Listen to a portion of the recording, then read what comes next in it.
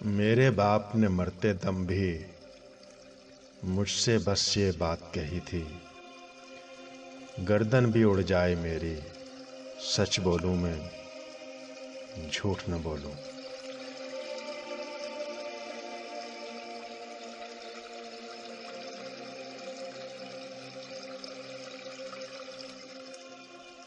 उस दिन से मैं आज के दिन तक पग पग झूठ से टक्कर लेता, सच को रेजा रेजा करता,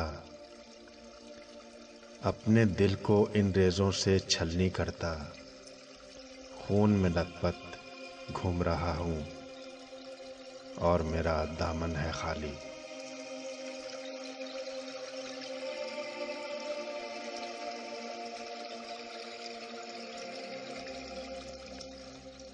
लेकिन अब मैं थक सा गया हूँ।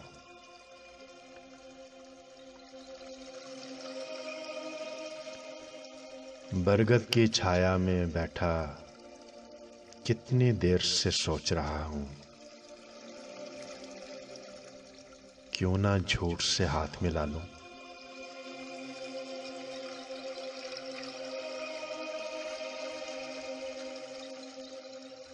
और चुपके से कब्र पे अपने बाप की जाकर इतना कह दूं,